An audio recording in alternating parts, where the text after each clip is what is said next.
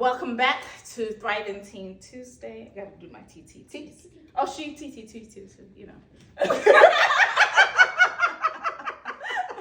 She's a little bit crazy. I'm 100% normal. No, lies. All lies. So today's topic is how to be a friend. So she's not my friend, by the way. I'm one of her best friends. Self-proclaimed. She's not my friend. Self-proclaimed. You would have known from the last video. She's family, so she does not claim us. I don't claim her as a friend. Family, friend. Family. Huh? Friend, family. All of the above. I check all of it. As she would say, we're in a relationship. We are in a relationship, and we would discuss that. All right. So when I say how to be a friend, what's like the first thing that comes to your mind?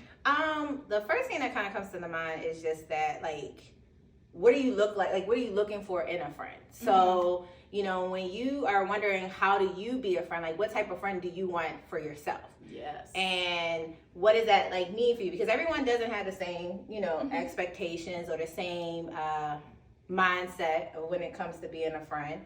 And I think we have to set clear expectations because that's a lot of reasons why sometimes some friendships don't last, because one person's expectation may be here and someone else is here. Right. And then being a good communicator as a friend. So communicating what those expectations are. I'll say I had a lot of failed friendships.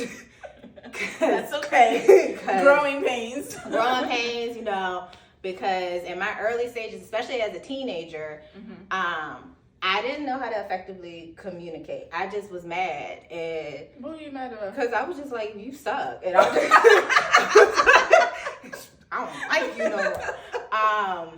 But as I become an adult, you can't be mad all the time when you get labeled as an angry black woman.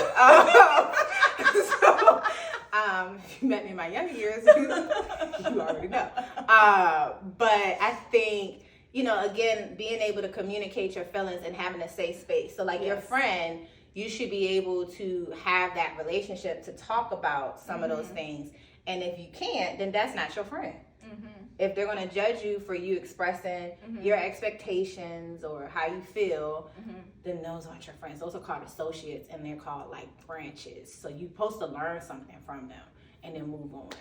I like your word that you said, branches. Can you elaborate on that a little bit? What does a branch mean? So look, I learned this, like, in my early 20s. Oh, okay. We want to say how old she is, 54. No, I'm not.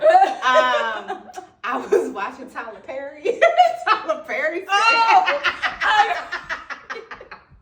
Tyler Perry. This is not a sponsored.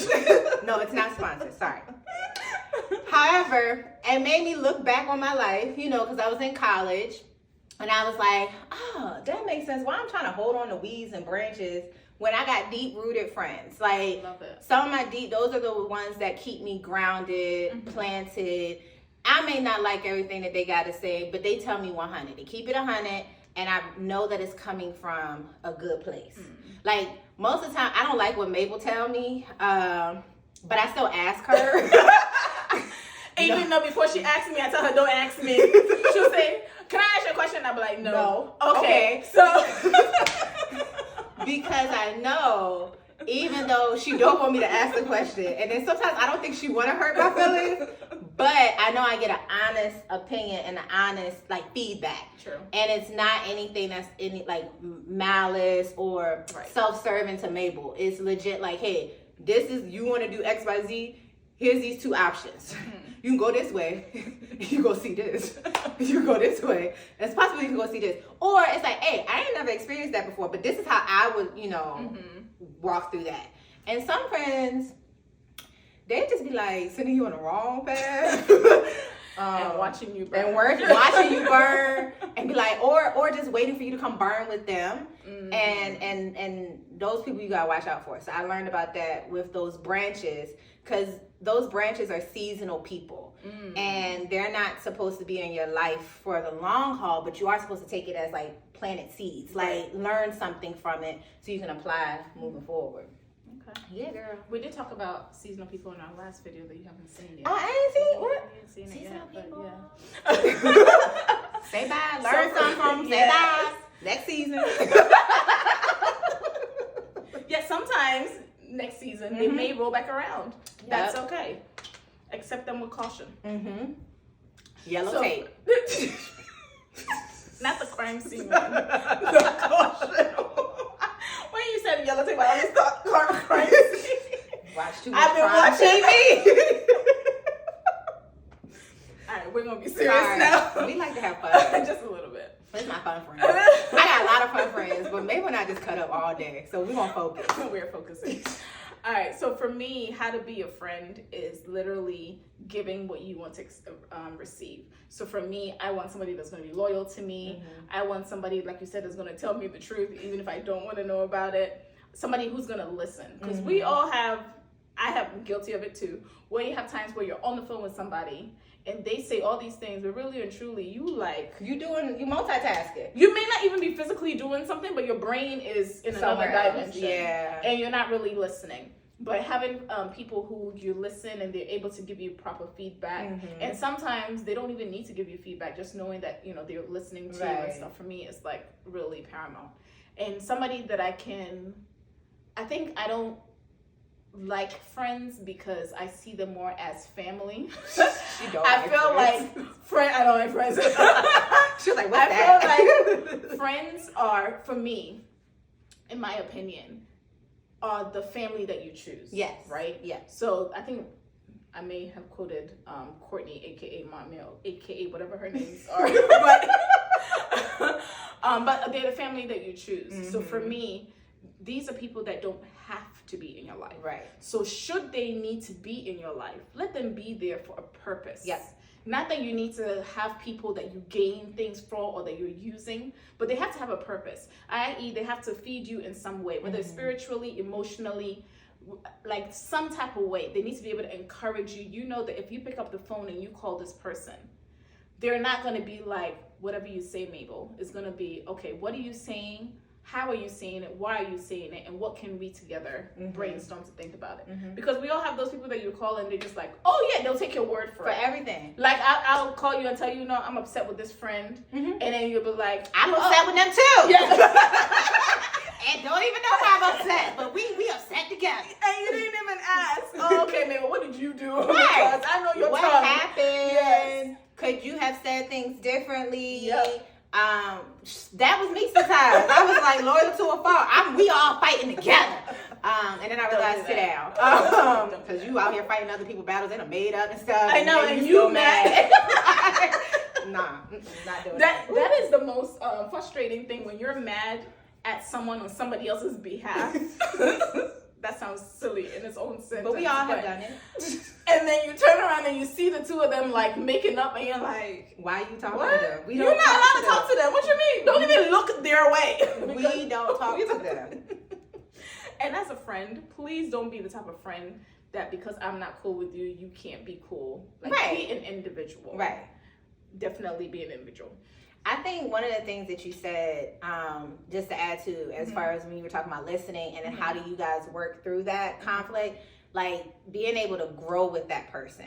Because at different stages of your life, you're going to go through different experiences. True. And you're not the same 19-year-old Mabel. I'm 20 now. I'm going to let her be great. I'm just going to let her be great. But just like, I look at it like, because I always tell Mabel we're in a relationship. And I'm in a relationship with my husband. And that's my best friend. And I'm not the same 17-year-old he met all the way back then. True. So even with your friends, it won't be as intimate as your significant partner, but those long withstanding friendships, you got to be able to grow and develop. Like, you guys can't be, I can't be 30-year-old Kristen trying to hang out with 19-year-old Mabel.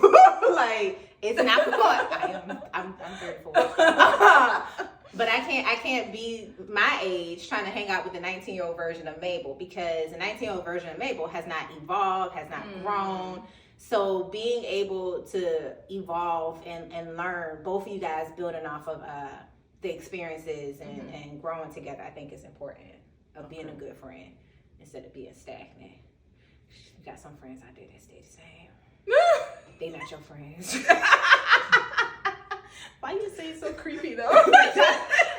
So So all my nieces and nephews, I tell them they ain't got no friends. Like, them are not your friends. Yeah, Sorry. some people are not your friends. Some people are not your friends. Some people are not your friends. So because we get carried away. Sorry. All right, so you have a friend who you guys have been really, really, really, really cool with, and you guys are no longer friends. And then you hear, or better yet, you could be the one, but you hear that the person is now all the stuff that you've been friends forever. So all the stuff that you confided in the person, because friends, we confide in each other. Right. All the stuff that you confided with the person, you hear it leaking like wildfire. It's just all over the country. It just always be happening.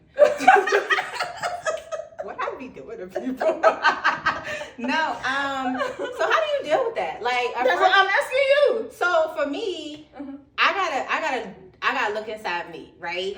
And I gotta deal with my emotions, because my immediate emotion is gonna be rage, because I confided in you, and regardless if we're not friends anymore, like, certain things should not be said outside of that time. And for me specifically, I'll be honest, my best friend gonna know everything. My husband knows stuff. So I mean, when you marry, it is what it is. But as a teenager, if there were certain things, or even as a young adult, if there were certain things that my friend confided in me, I would not go and tell somebody else, this, and that. Because at the end of the day, that's not my business. That's their story, and it should be respected. On the flip side, someone talking about my stuff that I've confided with them, again, I gotta dig deep, because the first thing I want to do is go call and bust them out. But then I don't want them to know that they got under my skin, because I'm too prideful. I mean, it is what it is. First of all, I don't want you to know you got me like that. But I think, like, I saw this quote somewhere, and this has been something that I've used even in my adulthood, is the best for me, and then I probably shouldn't say this word, but the best revenge when you're dealing with somebody like that is to take no action. Like, act as if they don't exist. Yes. Because that's going to hurt them more than you feeding into. Because then they know they got you. Right. Well, that's how I take it. I don't know. Maybe they just don't care. But for ones that do care, I just feel like if I don't engage, then, you just spreading stuff, and people, they can feel whatever they want to feel, or be like, oh, we know this about her. But really you don't, because you never came and confronted me about it. Right. I'm just hearing in the streets. But Not the streets don't want to talk to me. Okay? You were not okay. But seriously. Oh my God. I wish I would have known that as a teenager, because then probably I wouldn't have had so many anger issues. This is true. Because we literally just chase after people to clear our name, and to say, and you did this, and then you're just forking out all this energy to a situation or a person that doesn't even deserve your 5 seconds. Like, they don't even deserve it. And they were never your friend. They were never your friend. No. And really and truly, it says more about them than it says about you. I always say, when somebody comes back to me with a piece of information and I'm like, that is so nice that the person took the time to tell you about this business. What business do you have that friend is telling somebody else? What did you say for that to happen? Because somebody's just not going to randomly come to you all the time with business. Did I tell you? You are encouraging. That's what she said. That's what she did. No. You are encouraging. You are enabling the situation. And guess what happens to enablers? It spins right back and bites you in the butt. Exactly. Don't do it. If the person does not have the character or the ethic to talk about somebody else, you are not exempt. Because at one point, that person was talking about you. Talking about you. Yeah. Like, she said she's keeping it plain. I mean, okay. No, but honestly, think about it. Like, when you have friends that are like that, sometimes they will, like, of course, be friends with you. I call them frenemies. They'll be friends with you. And then, prime example. And I left this girl in college, and whatever, if she ever sees it, I'm talking about you. So, we were very great friends from, like, high school and on to college or whatever. And then got upset because a thing happened at, like, a college event or whatever, and we couldn't go. And the whole time I knew like something was off about her. But you know, sometimes like you just don't know. You see the red flags, but you ignore it, right? And it wasn't until she butt downed me, right? And left me a voicemail. Oh.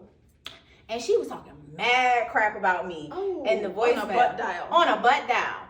And I'm like, oh, word. And she talking to somebody else that she wasn't even cool with.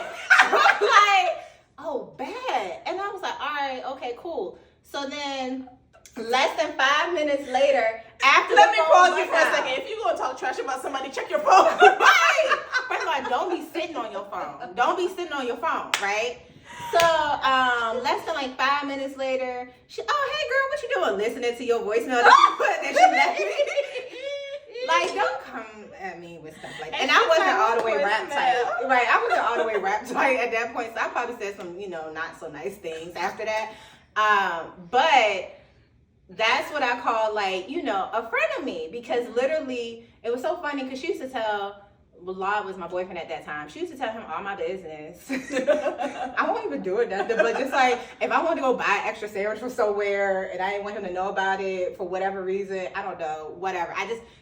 This is called young people who are bored. Yeah. Don't be so bored that you have to invent nonsense. And drama. Like, it is not that. Somebody buying a sandwich. What has that got to do with you? Or I had a classmate that was a male. Oh, I think Kristen like him. Yeah, I like him because I get a grade. Like, what you talking about? I need help with my grades. Not anything different. And if I like him, so what? You can like somebody as a human being. You can have platonic male and female friendships. You can definitely it's do a thing. Setting boundaries. Yes. And communicating effectively allows you to have those things. Yes. It just used to be funny because it would be like before I even had an opportunity to tell my husband now, but was my boyfriend, he would already know. And I'm like, how do you know this? You know, that mole is real. It's not just for the movies. I'm like, that's a friend of me. What is this?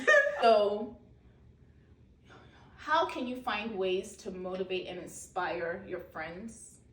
So I strongly believe in your circle, and your circle being an influence to your life, because we all know sometimes we have different circles. So you have the fun circle, you have the serious circle, and you have the whatever, insert your whatever circle it is. It may be more than 3, maybe 1, whatever your circle is. And they say, be careful of the friends you keep, or birds of a feather, blah, blah, blah. There's like so many quotes and stuff for that. So being somebody who wants something to be positive energy, things going well, what are some things that you could do to motivate and inspire your circle to do better? So let's say you could do one hand of your circle not doing great, or the other hand is your circle is just as they are. How could you inspire? I think, like you talked before, as far as like how to be a friend, listening, to, like, let's say for that circle that may not be doing so great, or that friend in that circle that may not be doing so great, kind of like hearing where they are, listening to kind of where they may be struggling at, or where their needs may be, and not to say that you're the person to provide them the need, but maybe sharing resources and things like that with them. Sometimes, like in every relationship, there's always give and take. Yes. And sometimes that friend may have been one of those big givers, and now they're in a predicament where they can't give because they have depleted everything that they could give.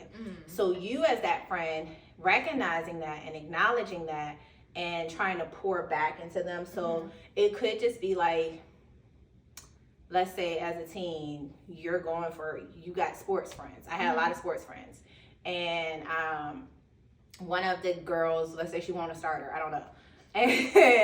But, you know, at the end of the day, you know, you're working that extra time after practice to help build their confidence, because it may not be the skill that they're lacking. It could just be the confidence. And that's what I think a lot of times in friendships, it's not necessarily like a friend is lacking something. They're just not confident as we are in a particular area. Like, and if they are lacking it, you know, helping them and then developing that confidence. But most of the time, like, I know I'm not a super strong writer. And I have a friend where she's like, you have great ideas, put it down on paper. And I always, regardless, even as I get better at it, I still have that crutch of like, hey, can you look at this for me? Can you just like lay your eyes on it for me? And then she's my friend who's a great writer, but may not always be the best communicator of things.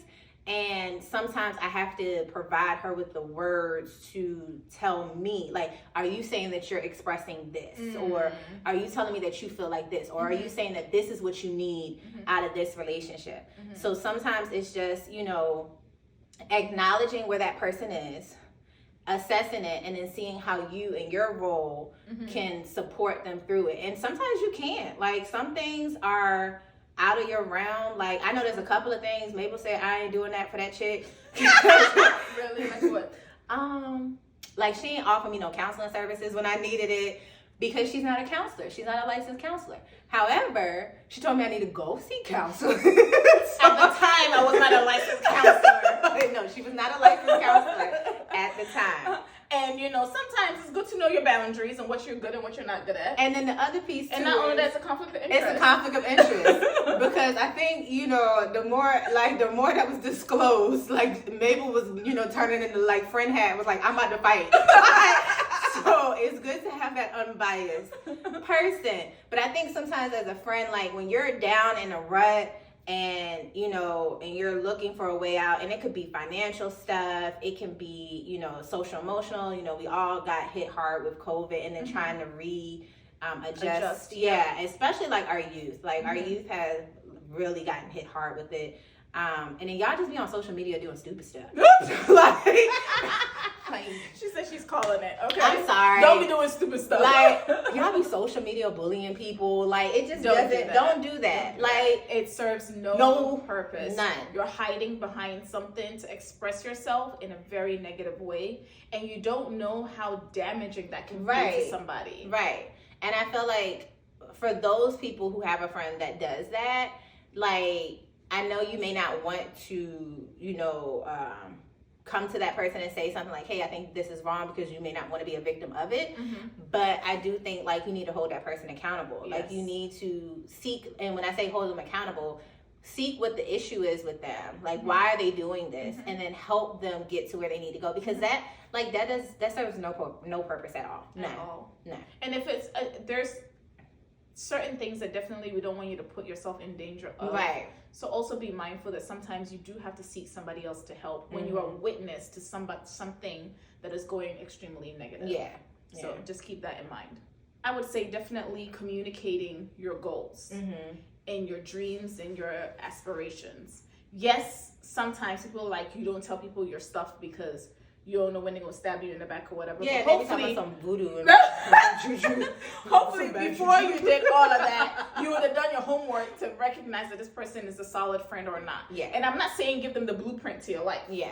But I'm saying, like, somebody should be able to know, like, Kristen should know that my dream in the next 5 years or something, I don't know, is to get another house. And every now and again, she'll send me a whole bunch of houses and like in my neighborhood. In her neighborhood. I want to get a house, but I want to put my dream and her dream in my neighborhood. You started construction? But these are all things that help you keep that dream alive, because a positive friend is going to encourage you in a better way. So I will see houses that are like way out my price budget, and I'm like, oh, I really love this house. And Kristen will send me a house, like, maybe this is about $300,000 less. I want her to keep all her coins. And you know what? And that's somebody who's looking out for me. And it looks nice too. Yeah. I don't send her no bootleg houses either.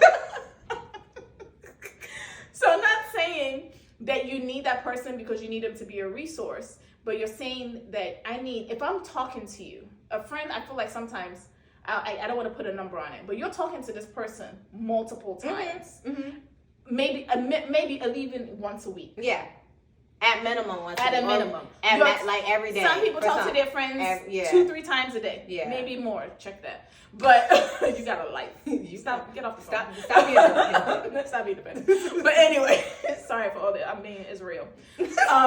So if you're talking to somebody that much, how can the person not know anything about what deeply matters to you? Because if I'm sitting there talking to you about this boy that I don't like, and this teacher's crap, and this, but you don't even know what I want to be when I grow up. That doesn't make any sense. Oh, you don't know what my interests are. What my interests are. You just know that I don't like this girl, but you don't know what I don't like about the girl. You don't know what trait in her is so negative to me, because you just like, oh, okay, We just going along. We just don't like the girl. We just, we're on a surface relationship pretending that it's deeper. And I personally want you guys to build deeper relationships with people, because surface relationships are called acquaintances. Yes. They are not your friends. Not.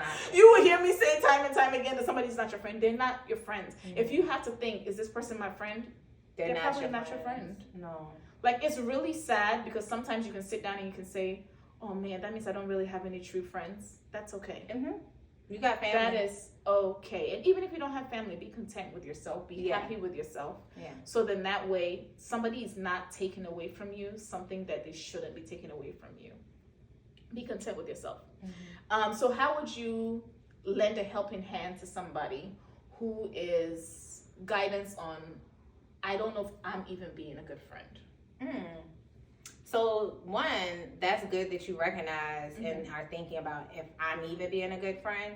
Because sometimes I have to do that. That's called self-reflection. Yep. So I think anytime when you're self-reflecting about, hey, anything about your life, like how you want to do better by other people, how you could become more welcoming, or again, being a better friend, that's taking the first step, because you're assessing what you're doing on a day-to-day and how you're engaging with others.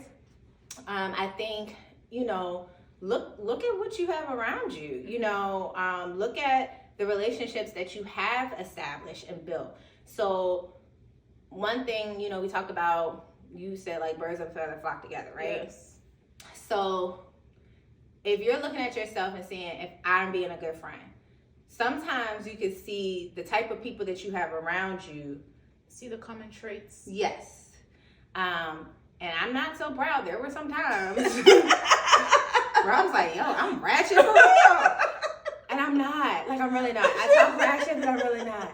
Oh my God. But you would have thought, because of the type of people that I had around, that, this was kind of like, this how we all move.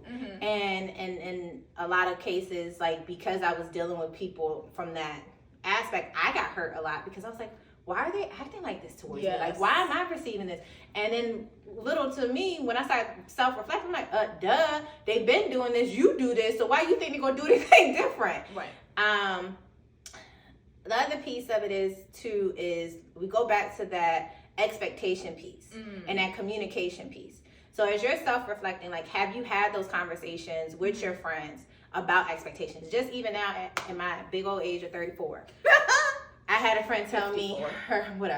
I'm 34. She told me, like, her expectation. I'm sitting here like, I ain't know that was an expectation. Like, she told me about myself. And I was like, but we never talked about that. So I thought what I did was appropriate, and it wasn't according to her expectation. So for me, that's when she shared that with me, that was with me saying, let me go back and think, because you also have to think about people's different love languages. Yes. So, like, even though you're not in an intimate relationship with this person, it's still a relationship. So, like, my love language is time. That's why I sit up on the Mabel all the time. She ain't got to do nothing. Mine is not time. Hers is not time. But we have to balance some way. So, and then this friend that I'm talking about, her love language is gifts. So I'm thinking like, oh, okay. And when she asked that random question in a text message, I was like, why she asked me that? I was dealing with life. I wasn't paying attention. But then I was like, okay, no, I get it now. Like, when birthdays or certain things, like important days come up, she would love for her friends to send her a gift. Well, I ain't got no money. That's what I said. What if I'm broke? But you know what? Make her a card. Thank you. Yeah. Go pick some flowers from your neighbor's yard. Pick some flowers from your neighbor's yard. I mean, you may have some friends out there that's what they expect, right? Yeah. And I think it's the effort in trying to do it goes a long way. Like, she sent me a birthday gift for my birthday, and I was very appreciative of it, but I don't care. I'm sorry. I pray she never sees it. Like, that's not my love language. What is that? No, right now. That is not my love. Like, I'm like, okay, great, thank you. Yeah. And I'm just, me, I'm just like, come, let's go out somewhere, let's go eat, let's talk, let's FaceTime, you know, whatever it is, because I'm good with the text message and a phone call. Or if otherwise, then I expect you to come in my house and play. So like, if we not hanging out, it don't do it for me. But that's my love language. So I think, you know, when you're trying to figure out how you can be a good friend, or if you're even being a good friend, consider like, you know, the people that you have surrounding you right now. If you don't have any friends around, that is fine. But then also like the ones that you're thinking about being friends with, like what are some of their interests? What are their expectations? What, I mean, they got the 4 color lenses or the love language signs or whatever. Do the test. Y'all do it in school anyway. Like I don't know how many times I did that test at school. So, and then just actually think about that, because, you know, I'm pretty sure me and Mabel, I think Mabel's like a green blue, which is that very organized person, very straight, direct. You know, the colors is Dennis's favorite thing. He be getting on my nerves with that thing. He always want to do colors. Right. I'm just like. and I'm pretty sure Dennis is like me, orange. Yes. And I think, yeah, you're green, yellow, and I think orange and blue. Yeah. Yes. Dennis is like me, so that's why me and Mabel get along, because it just be another version. but and that's okay. Like, you're not expected to be the same. Yeah. And the reason why is because in areas where Mabel's weaker in, then I can pull her along and build her confidence in that, and the same vice versa. Because I ain't never had a plan a day in my life. And now I got a plan. I can write everything down. I love planners. Whatever. They got stickers and everything. I said I get stickers because Mabel's planner got stickers. It's real, okay? You know, you can plan your life, but have a little bit of wiggle room. I'm speaking to myself. No, she be planning everything. Everything. So I think for me, I would say, if you want to know how you want to be a good friend, like you said, self-reflection. What is my circle? What does my circle need from me? What do I need from my circle? And how do I communicate that effectively? So if I need Kristen to be there for me on a level different from what she is currently, we need to have that conversation. Because I can't expect her to show up and do X, Y, or Z, right? And do X, Y, and Z when I haven't communicated that to her. And then when she doesn't do it and she fails the test that she didn't even know she was taking, and I will fail, and I'm gonna be all upset. And then she, well, I didn't know. And then I'm gonna be really pissed off. Like, why you ain't know? Did you not see what I was dealing with? Like, my brain was going to the left. You didn't see it when it was moving to the left and then to the right. Like, but we always crazy, so I just thought that was normal. So real life, just communicating that expectation, because it's not fair to hold somebody to a standard that they don't know. Yes, friend is a very broad subject, but you have to define what that means to you. If you want somebody where I pick up a call and you're there and you're just listening to me, fine. If you want somebody where it's like, oh, we have to hang out or whatever, that makes you a friend, fine. Those are things that you have to define, because if you are a friend like me and you want to sit on the phone for hours, it's not going to work for me. Because my time is precious. Is booked. Okay? That's why I come sit in her house. So if you want to be my friend and we can only be friends if you call me 50 times a day, I'm not going to answer the phone. She'll text you though. Yeah. I'm not going to answer her. So just knowing different personalities and how people deal with things. And like she said, knowing that if the person is a genuine friend of yours, when they're telling you something and it's not what you want to hear, as painful as it is, take that moment. And some of us, we're very good at dishing out what the truth is. We can't take but we don't want to take it because our feelings get hurt and we get emotional, whatever. But take that like a couple of seconds and just pause. Okay, you are telling me this. Why are you telling me this? What is the outcome of this thing that you have just told me? And then can I implement it? Can I think about it again and not be reactive? Because sometimes we say things and then some people say something to us and then we just go on the defense. And then because you're on the defense, you stop listening to everything that they're telling you. But that one thing that they may have wanted to tell you, or that thing that they told you, may be that turning point in your life. So don't be so gung-ho on your ideas and forgetting about everybody else's, but then also don't let everybody's idea be your idea. And that you are an individual. That part. Because I was going to also say, like, when someone tells you what they need from you as a friend, and as you're doing this self-reflection, be honest with yourself. Yes. If you can't do that, I can't do it. I can't do it. It's okay. I'm not all the time. I'm not available. Sometimes before she tells me what she wants me, I'm like, I'm not available. Like, sometimes I take the answer, and sometimes I don't. Because I already know. But there has been times that I had to look at myself and say, hey, I want to do this for you, but because of all the things that I'm juggling on this end, I can't.